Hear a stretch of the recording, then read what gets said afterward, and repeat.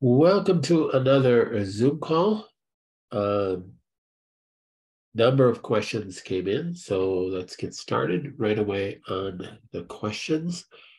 A reminder to, if you do order labs from us, that if you want to go over those labs, make sure you call and make an appointment. The first reminder is make sure you use the members site for all announcements. I try to post things on there as things change or there's updates or anything new. If you ordered labs, you want to go over them, please call Maureen or Angie or whoever answers the phone to make an appointment with me to go over them. We don't call and do that because a lot of people don't need to go over their labs. They're just running labs. A lot of labs are self-explanatory.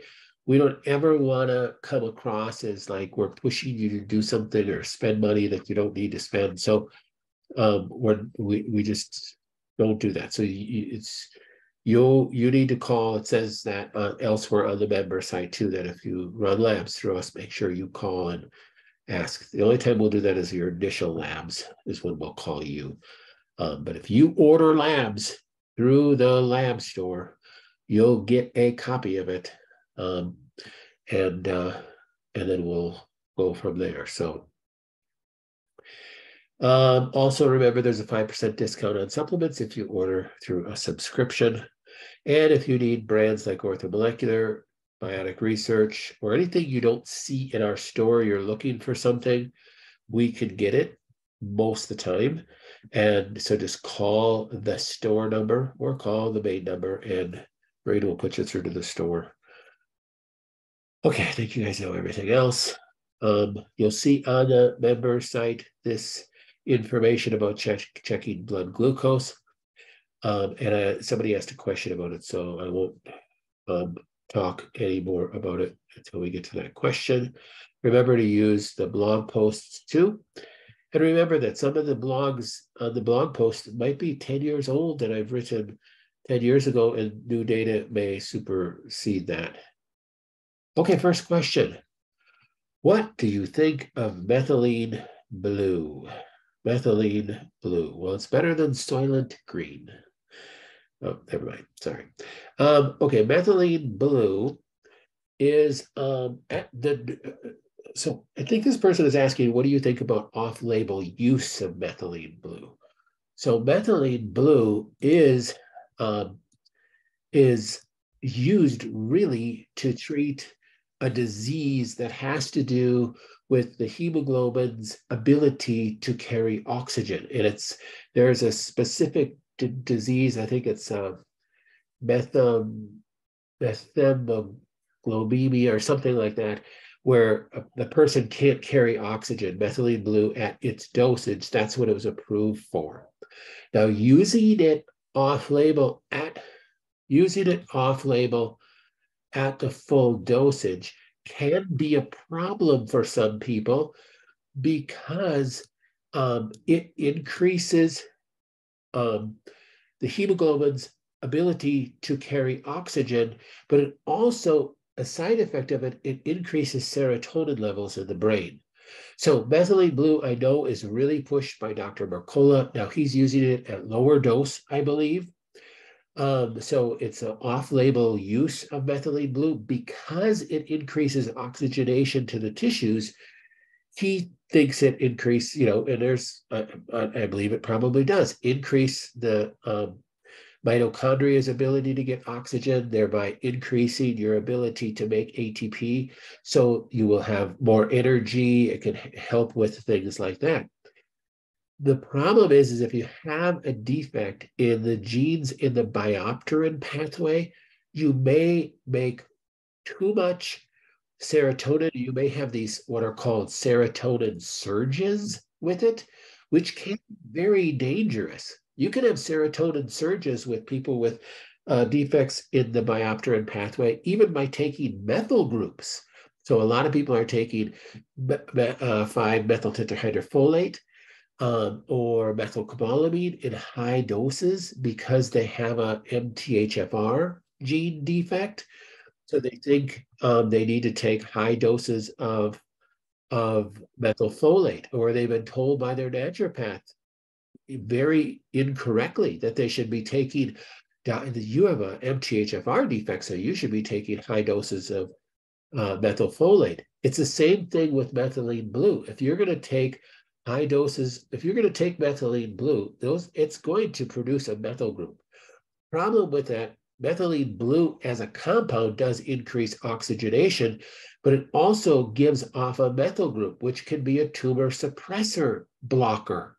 So, two bad things about methylene blue with cancer patients. Number one, it can increase serotonin with anybody, even if you're not a cancer patient, in the brain. Well, what's the bad thing about increased serotonin in the brain? I thought increased serotonin was a happy gene and a happy neurotransmitter, and it makes you happy. No, excess serotonin makes you rage, makes you angry. Excess serotonin can turn you into a crazy bully fighter, and you go off the handle at the smallest little discharge. Matter of fact, it's believed that many people that have that are mass murderers and people that have issues with these school shootings and things, one of the ideas from a genetic standpoint is they have defects in their biopterin pathway. And if they do get too many methyl groups, it can cause this rage output. So that's bad for anybody. The bad thing for cancer patients is that it increases methyl donor groups, which can turn off tumor suppressor genes. So while it is the craze, methylene blue is kind of a new craze in alternative spectrum to help with people with really low energy, maybe even depression, can't seem to, chronic fatigue issues. And I have no problem with trying to use it for that reason, but you got to go slow because you can cause other issues. So methylene blue is used to increase oxygenation of the tissues. Therefore, alternative practitioners have said, let's use it in little low doses, and we can help people with chronic fatigue. But you have to look at the biopterin pathway genes. If you do have gene defects in the biopterin pathway, you can create excess serotonin levels, which can be deadly at high levels, and at medium high levels will cause rage issues. And that's the serious condition. I remember having a patient years ago where she just did a genetic review, and I was talking to her on the phone about her genetics, and she had a lot of defects in the biopterin pathways, and she was taking methyl groups from another practitioner, was telling her to take methyl tetrahydrofolate. And I said, I can pretty much tell you what your personality trait is. And her and her husband were on the phone. I said, I bet you have times where you just lose your temper and you scream at your kids, and then you go in the bedroom and you cry and you go, what in the world is wrong with me? Because that's what happens when your serotonin levels bounce way high in the brain, and you have these episodes of elevated serotonin in the brain. She started crying on the phone. Well, I never made that same mistake with the patient again, because her husband then said, well, just this morning she threw a plate at the wall and put a hole in the sheetrock. And because you can literally look at a person's genetics with the biopterin pathway, and if they're on the wrong supplements, that can be very dangerous. So methylene blue is a methyl donor, and that can cause those issues. You have to be careful with that. So you have to be careful with off-label use of drugs. And you have to be careful with use of nutritional supplements as well. Just because somebody's pushing them for something does not mean that they're good for you, number one. And it does not mean they're good for cancer patients in general, number two. And it doesn't mean that these people that are pushing these things are looking at the big picture, number three. I know with the onset of Instagram and everybody trying to be a nutritional hero out there and gain as many followers as possible, they're posting a lot of stuff that are a lot of kind of untruths. And these people aren't, maybe they're not doctors, maybe they're not looking at the total physiology. Maybe they're just trying to gain followers. You just have to be careful. out there. That's all I'm saying. Just be careful. That's why I look at your supplements and I take you guys off some stuff, because most of the time, a lot of people start with us and they're on a lot of methyl groups. They're on copper, which stimulates cancer growth. They're on things that stimulate growth of cancer in general with cancer patients, and they shouldn't be doing that. And I've had people come back to me and say, I talked to my naturopath and she can't figure out why you took me off this because I have this defect. Well, they're not looking at the big picture. And I don't want to insult anybody's intelligence, and I'm not always right by any stretch of the imagination, and I'll gladly be proven wrong on anything. But I just want you to know my opinion. I spent way too much time on this question. Last week, also someone asked what to do for canker sores. I thought it was worth mentioning that I have had tremendous success with my cold sores running the canker sore and cold sore program on the Rife. Thank you for that reminder, because I did not say that. So here you're correcting me. I appreciate that. So I always tell everybody to go to the Rife first. And here I did not do that in answering that question. So the benefit of going to the Rife first before you even go buy lysine for your canker sores or calcium lactate, the two things that I suggested, is that you already have it. And you don't need to always add chemistry to it. You can use frequency. So here's a person who uses the canker sore cold sore program, and this should be for everything. I have an infection. Run the Rife for infections. I have this. Run the Rife for that. That should be your first go-to. Thank you for the person who said this, because it's a good reminder for everybody, including myself. Not only does the Rife stop the cold sore from getting bad, I don't nearly get them as nearly as often. Mine are stress related. Yes, because stress, remember I said cold sores are because something changes the pH of in your mouth changes, and then that gives the chance for the herpes simplex 10 to come right down the trigeminal nerve and cause a cold sore. So stress can change the pH in your mouth. So can, eating citrus and all sorts of things. So stress, major player in that.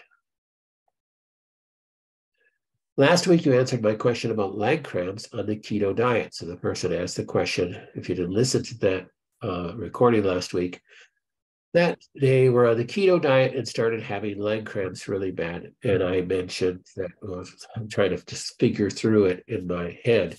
My version of the keto diet is heavy on the leafy greens, but lacking a variety of vegetables, you said. The fact that this diet puts me in circumstances that creates leg cramps really makes me doubt the overall healthiness of this diet. I would agree that you do have to question the healthiness of a diet when it's causing you side effects, right? But you might be doing it for other reasons. Maybe your glucose is like way too high. Maybe you have diabetes and you're trying to break that cycle of diabetes and heal your cell membranes and get your glucose way down. There's other reasons for doing it. Maybe you have, brain cancer and you're going on a ketogenic diet and you can live with the side effects of maybe too little minerals, and you need to deal with that maybe by taking supplements. So there may be reasons to do it. This person, I know what they're dealing with, they could probably drop this diet. So I would agree. I'm planning a 10-day trip to Ireland. Wow, at the end of September. So right off the bat, I'm pretty sure you have to take me with you. I won't even answer this question. You're just going to take me with. Just kidding. I was contemplating adding extra days before and after to extend my trip. I hesitate because I have no idea, other than the fact that I still feel the lump in my breast, of the progression or not progression of my cancer. I don't want to be foolish and miss too many days of my detox and Rife, because I would say, and we've mentioned before, that taking the Rife overseas may be an issue going through customs and stuff. I probably wouldn't do that. And I don't think this person is planning on bringing their Rife on their trip to Ireland. And they're concerned that 10 days or 14 days or whatever it's going to be might be a long time without it. I'm 2 years post-diagnosis, and I haven't had a scan or since my MRI in August of last year. Another MRI is out because of the GAD. GAD is short for gadolinium, which is a dye used as a contrast dye in the MRI this person gets. I thought PET scan might be most useful. It could tell me if the lump is still cancer or has become from fibrotic. It also would tell me if there's any metastasis after 2 years. I spoke with my oncologist about this after having not seen her for the intervening 2 years, having refused the medication at my first appointment with her. And she said a PET scan was notably unreliable at picking up active disease in the breast tissue. Oh gosh, I would totally disagree with her, because if you don't have, highly metabolic, if it's become fibrotic, it's not going to be highly metabolic, and it's not going to light up high on the PET scan. I don't understand what she's saying with that. That makes absolutely zero sense to me. So a PET scan will light up, that's the term for it, when you have highly metabolic tissue. So that's why it'll pick up metastasis, and it always picks up the primary cancer if the primary cancer is growing. So if there's no growth, it's a lot of dead tissue, a lot of necrotic cells, fibrotic tissue, as this person mentioned. It's not going to light up on PET scan. That would be a good test to do. But she also said insurance won't cover it unless I'm stage 3 or more. I was stage 1B at diagnosis, or I have symptoms of metastasis, possibly, which I don't. She's pushing me for a mammogram and ultrasound plus biopsy. Not interested in compressing the tumor with a mammogram. Not convinced that the ultrasound radiation is harmless. And I don't want to puncture the tumor again. I would totally agree. The other thing I think that the ultrasound would be the least invasive, because the PET scan is not non-invasive, still using radiation. And I think it's much more invasive than ultrasound. So I'd be more apt to say ultrasound. The negative is the ultrasound is not going to differentiate whether it's fibrotic tissue or it's active cancer. It's just going to show a mass. So that's the negative. Not interested. I'm just stuck, never knowing what's going on. Or am I just stuck? What's the wisest decision? Well, I know you. I know you're feeling great. Personally, I'd say just go on the trip. Don't even worry about tests to do. If you want to get some objective testing, you can run tumor markers. If me saying that, if your answer is I've done tumor markers, they don't show up, well, then I would just go on the trip. I just go enjoy yourself. Why are you trying to get better in the first place? So you could do this kind of stuff. So go enjoy yourself. That can be the best thing. Remember, so much of healing is between our ears. So going and enjoying life, you're not neglecting what you ought to do. You are doing what you ought to do. You are doing what you ought to do 50 weeks of the year so that you could go do this and have this be something you ought to do also. So have no guilt, go enjoy yourself, and just have a fantastic time. And I think that will be so good for you in so many ways. Has anyone ever had any trouble entering a foreign country, in this case Canada, with smoothie ingredients like medicinal mushrooms, miracle mix #1, greens first, quercetin, and turmeric? That's a good question. We do ship to Canada all the time. Canada is one country we typically don't have trouble getting supplements into. I do believe Canada is becoming more and more communistic. That goes without saying, but we have not had trouble shipping to Canada up at the time of this recording. So I would say we'll let people chime in. I have not heard anybody have trouble with that, but let's have, if anybody did, please chime in. Is there something else I could do for my cholangiocarcinoma besides the nightly rifing, supplements, and daily coffee enemas. I also try to follow a healthy diet as organic as I do. Yes, I would say, because I looked at this question before, I would say the other thing that I would do if you're still struggling with it, where this cancer is at the bile duct and the gallbladder, I would say the hyperthermia, the localized hyperthermia. Um, so give Maureen a call and set up a time that we can chat. So that's what I would do. I'll go into detail with it when we talk. You suggested that I call regarding my labs. I just want to give you more information. I lost a lot of blood during surgery in mid-April, down to almost 7 meaning their hemoglobin. But I did not want to receive any blood. Also, I have been juicing and eating a mostly vegetarian diet since then. But just recently, after labs, started eating meat. Do you still think I should set up a call? Well, you don't need to if you feel like you're getting more energy. So hemoglobin down to 7 and not receiving any blood, that's a big uphill battle that you have to climb, and it's doable. So, but it's going to take time to build up your blood. I'm talking about, and it's more difficult to do on a vegetarian diet. So when you're eating meat, you're going to help build your hemoglobin much quicker and have a better chance of doing that. So no, we don't have to set up a call if you don't want to. I would like to have you spend, if you're concerned about cost and such, I'd just get another blood test. So get regular blood tests. If your doctor will do it and it'll cover under your insurance, get them done every week if you can. Certainly, you're having a hemoglobin of almost 7 warrants your insurance to pay for weekly blood tests. If you're like not getting them paid under insurance at all, and the doctor's charging more, you could get those run through our lab store for probably less expensive. But just make sure you send me the labs when you have them done. In reference to the glucose meter, the glucometer on your site, you have an asterisk at the bottom that says it's not appropriate for blood cancer. So here's the question I talked about before.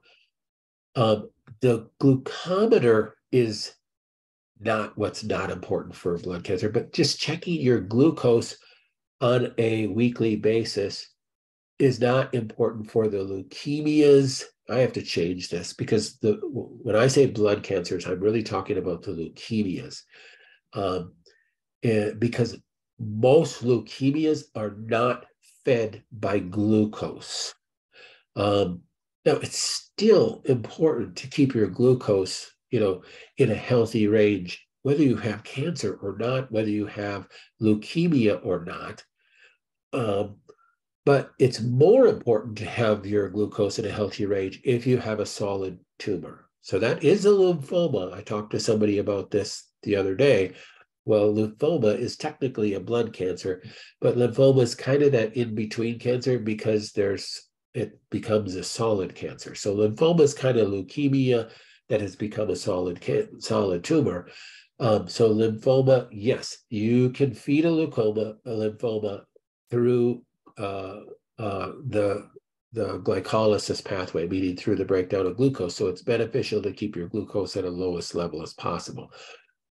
But if you have a leukemia, is it as important to check your blood glucose on a regular basis as it would be if you had a solid tumor? The answer is no, in my opinion. It's important if you have a solid tumor, whether it be brain cancer, breast cancer, any cancer other than the leukemias, then it's important to check your blood glucose when you can. A lot of you guys are getting a CBC and a complete metabolic panel on a monthly basis, and your blood glucose has been in the 80s. Well, you don't need a glucometer then, but for those who I haven't been doing that, and I do want to, I'm trying to keep a really good diet. So I want to, check my glucose levels, then get a little glucometer like this. They're really handy. Question on the clinic, concomitant testing where to buy. I understand at the bottom of it says it's not appropriate. Okay, so that's what I mean by that. It's beneficial for everybody. It's not as important for leukemia patients. All right. The 6 drops of biocidin my husband takes seems to make his throat burn. Could he mix it with 1 ounce of water instead of taking it straight? Answer, yes. Actually, you could mix it with even more water if it helps. You can put it in with a smoothie. That's fine. You could put it in.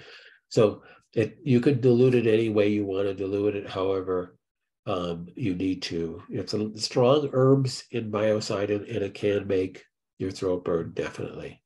So take it any way you need to take that.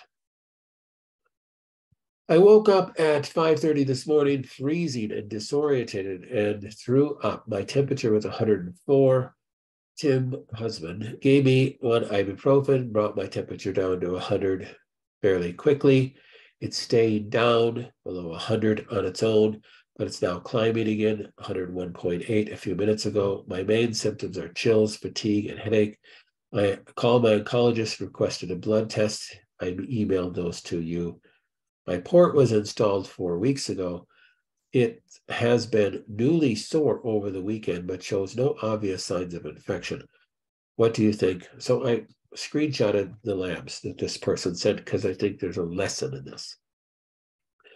So this is a CBC with differential. So CBC is white blood cell and red blood cell hemoglobin, all the breakdowns of the red cell line, platelets, and then a breakdown of the white blood cell line in percentage and total absolute count here. So we want to look at this. Now, different labs have different normal values. Some normal values of white blood cells are 4.5 to 11 like this. Other labs might be 4.0 to 10. But quite honestly, anything really over 6, you're thinking of something going on. So a white blood cell of 7.1, you think there's something going on right off the bat. Now, we're going to come back to the white blood cell in just a second, but let's look at the rest of this test. Red blood cells, 4.19, just on the edge of low. So that is, by definition, anemia. So even when you have low red blood cells, even close to low, you have anemia. Now, what will happen with anemia is that you'll have other of these red blood cell components be out of line as well over time. So all of these, the hemoglobin is still within normal range, hematocrit, the mean cell volume, and all these other components are still within normal range. So that tells you that either A, this is an early anemia, which is good. You don't want a more chronic anemia. Or B, this is what's called an acute anemia. So if the person has acute blood loss. So if the person has acute blood loss, let's say they just started having a bleeding ulcer yesterday, and they have black stools, black tarry stools. That's what would happen if you had a bleeding ulcer. And you could have low red blood cells with no other of the red blood cell components being abnormal. Or if you have early anemia, so let's take a step back. There's different types of anemia. There's anemia of chronic disease, which is the most common anemia found with cancer patients. So the most common type of anemia found with cancer patients is called anemia of chronic disease. That's the technical name for it. And you will see low red blood cells. You'll see low hemoglobin quite often. Hematocrit can be low. The mean cell volume and MCH, MCHC will be typically elevated in anemia chronic disease. And these are components of the red blood cell itself.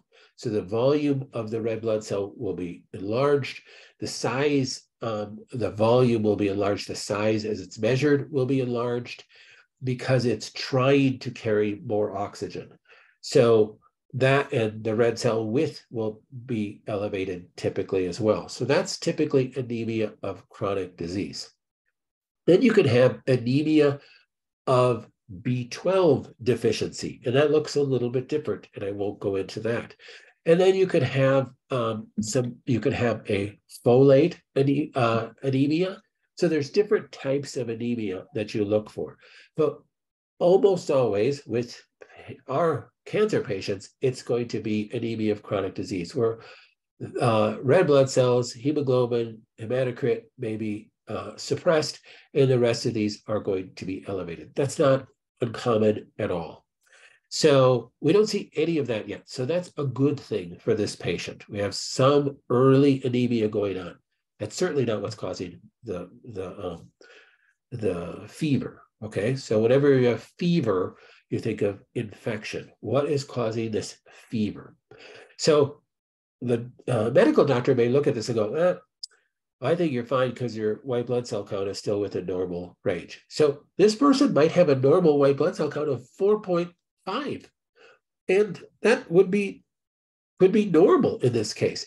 If this person has a history of cancer, they could have a normal, for them, white blood cell count that is suppressed of 3.0 because they've been dealing with fighting cancer. And now a white blood cell count of 7.1 is highly elevated. So I think 7.1 is elevated anyhow. So then you look at the breakdown of white blood cells. So here's the breakdown of white blood cells. If the person has elevated white blood cells, and I would define this as elevated white blood cells, if they have elevated neutrophils, think that it's a bacterial infection. Well, this person doesn't have elevated neutrophils. Neutrophils count is within normal range, right in the middle. So it's probably not a bacterial infection. If they have elevated white blood cell count, sign of infection, fever, nausea, blah, blah, blah, and they have elevated lymphocytes, that's this right here, lymph percentage. Nope, that's not it either. But if they had elevated lymphocytes, think viral infection. Viral infection. If they have elevated eosinophils, that's EOS right here. Oop, that's what this person has. Think allergy. So this is just in general. So elevated eosinophils, think allergy. So matter of fact, this person's absolute lymphocyte count is actually low. So why would they have a low lymphocyte count and possible elevated white blood cells? You know what the other thing that tells you is that for them, without this fever, their white blood cell count is probably lower than 4.5. The fever caused it to be up to 7.1. So eosinophils, allergy possibly. Here's the absolute eosinophil count is elevated as well. So what could cause an allergy? Could be something they ate. So it could have been acute sensitivity, acute reaction to something. That would not necessarily be out of the question. Could be food poisoning of something like that. That's what you think of with a blood test like this. I would not think that it has to do with an infected port. An infected port, you'd think of bacterial infection, and you'd see an elevated neutrophil count. Okay, some other questions. Okay, Ireland here. So Ireland is 10 days looking at tacking it on up to 14 additional days, perhaps. Does that seem a little too much? No, as long as you don't drink too much beer over there in the pubs. That's the only thing. For the low iron person, Hannah Kroger used to say that taking molasses can increase iron. Dr. Cutters, you ever heard of that? Maybe juicing beets. I'd agree with both those things. So if you have low iron. So I don't know what the low iron person, you're talking about the red blood cell count here. So yeah, you can have anemia of iron deficiency. That's another type of anemia. Um, so I am not a big fan, unless you have very serious anemia, of using iron for cancer patients, because iron can be gobbled up, can be a fuel for cancer. So you could use food-based things like juicing beets. That's the thing that I have always recommended. And you could use some molasses. That could be helpful too. So good comments there. My genetic test showed that my cancer is fed by glucose. You suggested a keto-like diet. Please explain this diet more in terms of amounts of meat, vegetables, grains, cooked or raw. Still feel confusion to what to eat. Well, it is confusing on what to eat because everybody's different. And if you go on a full ketogenic diet, the problem with that is you're not going to know what to eat, because typically you have to stay away from dairy too, because dairy, even if that isn't a driver for your cancer, it can quickly become a driver for your cancer for people who are doing a ketogenic diet, because typically ketogenic diets are very high in dairy. And then your cancer could easily switch to becoming fed on dairy. So you're doing a ketogenic diet that's low in dairy. Oh, what are you going to eat? Just meat? It's difficult. You need some other things. So that's why I always suggest a keto-like diet, and you have to kind of watch where you're getting enough food to have energy, getting enough carbohydrates to have energy, but still not spiking your glucose. So anybody that is their cancer is mainly fed by glucose, this right here is your friend, because this is your answer to everything. So if you could keep your glucose levels in the 80s, perfect world in the 70s, you are really going to shut down the fuel source of your cancer. So that's, even if, boy, mine is, I woke up yesterday morning, it was 75, and I ate 2 pieces of toast yesterday and some oatmeal. Well, then more power to you. There's some people that can do that. So that's not even close to being a ketogenic diet if you're eating grains like that. But it's the goal ultimately is to get your blood glucose in a fasting state down 75 or below. But realistically, that I've said this over and over again, that a lot of people that are not 22 years old doing a ketogenic diet. So don't look at the Instagrammers that are bragging about how they've lost all their weight and they look buff as a weightlifter, and doing a ketogenic diet is the answer. They're also in their 20s or 30s, and that's all they do is work out every day. That's not realistic for most people who've lived life, and you could actually harm yourself trying to match a person, like that. Don't compare yourself one to another. We're commanded not to do that. So the goal is to get your glucose levels down. That's the ultimate goal in a ketogenic diet as well. I don't advocate using a ketosis, trying to get into ketosis, unless a person has a glioblastoma or something like that, which is a brain cancer. So getting into ketosis isn't the important thing. Getting your blood glucose down is the important thing. Remember, you could work so hard on a ketogenic diet to get yourself into ketosis and stay in ketosis. And if you're doing it for cancer reasons, your cancer could easily be fed by something else that you're eating a lot of. So don't work that hard on that. Just measure your glucose and try to get that as low as reasonably possible. If my fever, nausea is an allergic response, what should I do about it? If it is an allergic response, then there's all you could do for that is to look at what possibly could be the allergen. There's other things that could be causing it, of course. and looking at like, okay, let me read the rest of this question. My oncologist wants me to go to the emergency room and get a chest x-ray, blood cultures, urine cultures, and a respiratory panel. And, you know, quite honestly, I'm excited to hear your oncologist be so diligent about digging into this because you rarely get that. So if your fever continues and you continue to feel really bad, then digging in and getting a chest x-ray because they're concerned about pneumonia. So that's what they're looking for, and getting other blood cultures and urine cultures and a respiratory panel to make sure there isn't some type of other infection in your lungs would be the right thing to do. Also remember that having a fever of 101, 102, while it's not pleasant whatsoever to go through that, can put a person in remission. So, I mean, that is literally what Epley's toxins are, is that they gave people a toxic culture of bacterial and viruses that were a mixture of different ones, not enough of anything to cause serious deadly disease, but enough to cause a very high fever state. And when they put these people in high fever states, their cancers went into remission.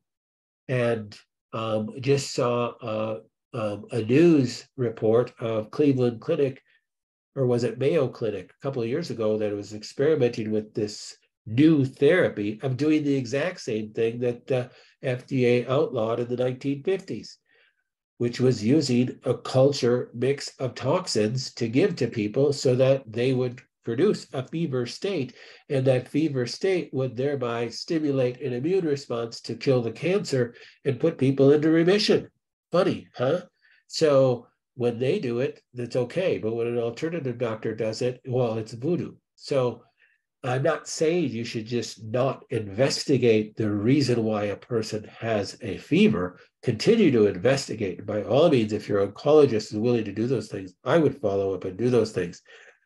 But if it calms down and settles down, then I wouldn't follow up and do anything about it probably at all, because it probably was food poisoning or something like that. But if it isn't, then, at least look at that. Doesn't mean that you should just run off and take much Tylenol to get your fever down to normal either, because all you're doing is artificially lowering your fever. You're not allowing your body to kill any type of thing that was going on in the first place. So you actually could be hurting yourself doing that. Though you don't want your fever to ever get too high, because that can cause damage to your brain cells. I am waking up at the night with pins and needles in my fingers, and it mostly goes away. But during the day, I'm still having a bit of numbness in my fingers. When my chiropractor adjusts my neck, I feel it in my fingers, so I figure it must be my neck going out, but his adjustments aren't holding. Any suggestion? Number one, I'm very, very pro chiropractic for cancer patients, but make sure your chiropractor is doing low force adjustments. A lot of chiropractors, how to put this? A lot of chiropractors are, think that a chiropractic adjustment is going to cure everything, and you just need to get adjusted, and they ignore the fact that you have cancer that possibly might have metastasized to the spine. And then an adjustment could fracture a vertebrae quite easily and cause serious, serious damage. So make sure the chiropractor is doing low force adjustment, hopefully activator. B, make sure the chiropractor is getting adequate x-rays. And C, remember that even if the chiropractor took x-rays and says, I don't see any metastasis to the spine, that the simple radiological fact that you have to have over 50% bone loss to see bone loss on x-ray. So say that again, if you only have 40% bone loss from metastasis to the spine, you may not see it until it's over 50%. So just because they take an x-ray and it looks clean does not, in my opinion, give any chiropractor the right to do manual adjustments to your neck. So just be careful of that. If they're really a gentle adjuster doing gentle manual adjustments, that's fine. But it concerns me that when they adjust you, this phrase concerned me when you said, when my chiropractor adjusts my neck, I feel it in my fingers.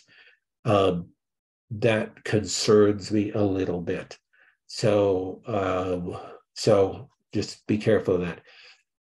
Honestly, most likely the pins and needles in your fingers have to do waking up in the morning with that, has to do with poor sleeping posture. Your neck is in a position where it's kind of throwing your spine out of place. Think about getting a chiropractic pillow from your chiropractor that will hold your neck in place a little bit better, giving your neck support. You need to have a 35 to 45 degree curve from a lateral picture in your neck. And if you don't have that, if your neck is cranked up at all, you're going to be impinging the spinal nerves and causing, the neuropathy that way. So it definitely could be a structural problem. If your adjustments aren't holding, then you have to look at, well, why aren't my adjustments holding? Hopefully you're going to a chiropractor that's addressing these kind of things. Your bones don't move by themselves. They move by action of the muscles, and they're held together by action of the ligaments.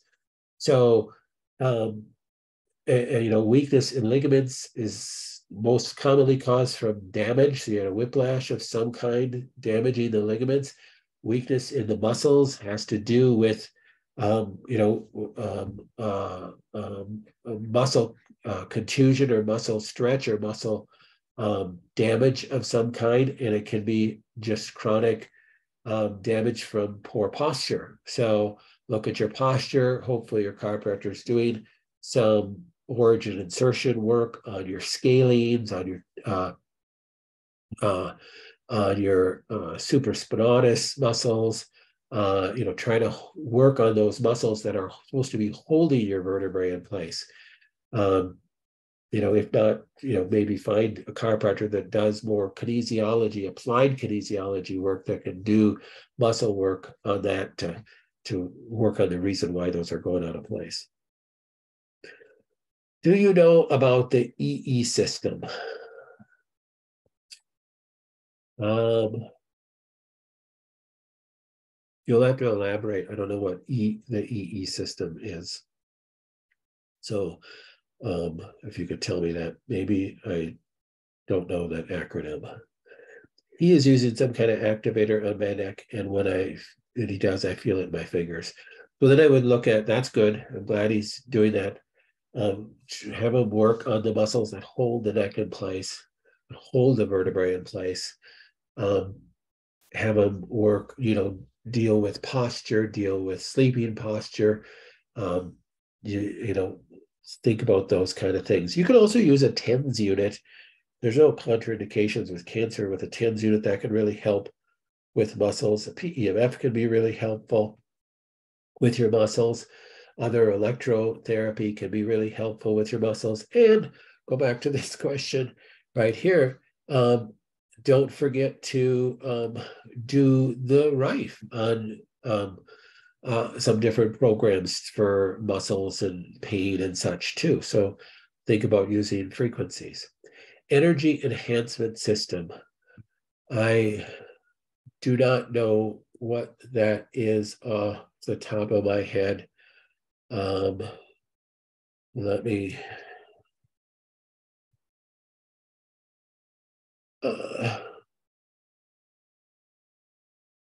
see. Let me look it up real quick. EE system. Here it is. Okay.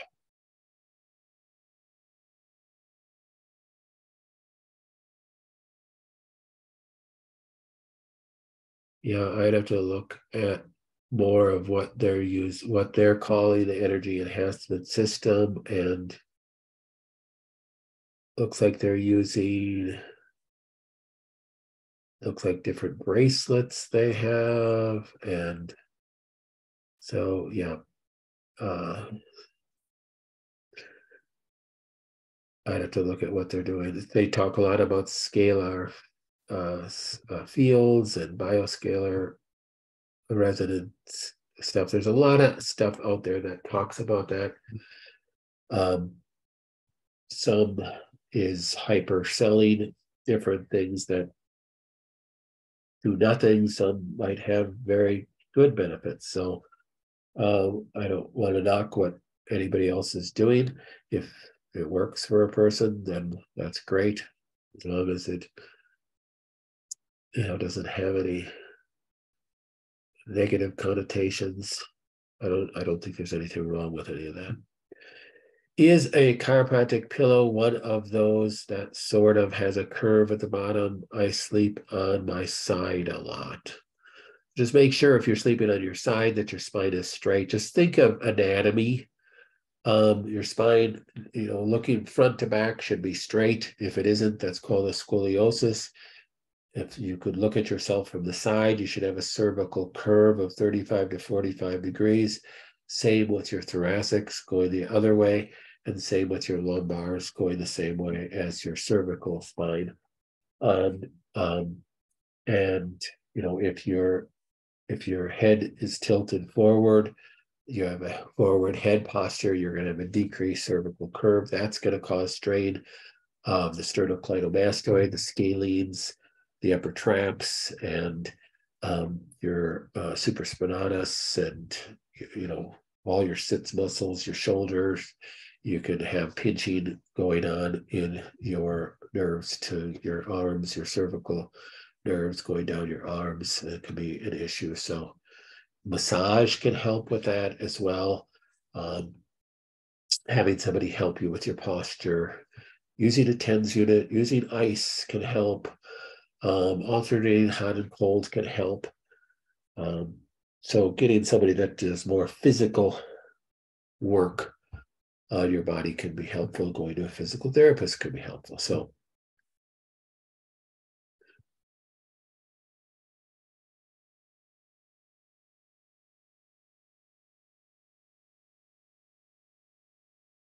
any other questions?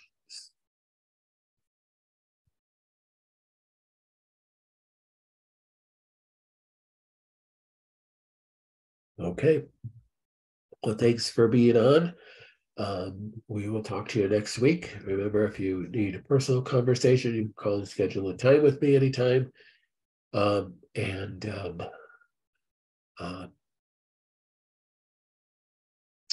feel really terrible. What should I do about the fever?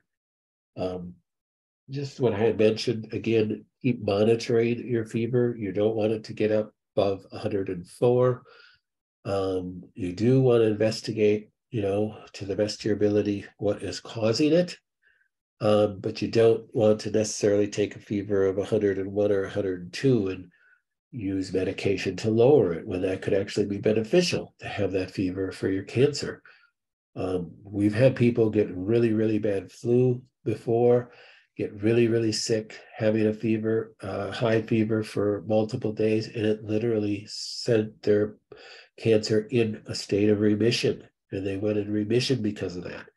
So I'm not saying that you shouldn't investigate a fever, but you don't necessarily need, when your body is eliciting symptoms, it doesn't always mean that you have to change those symptoms. Sometimes those symptoms are a purpose, and the fever is a purpose to kill something.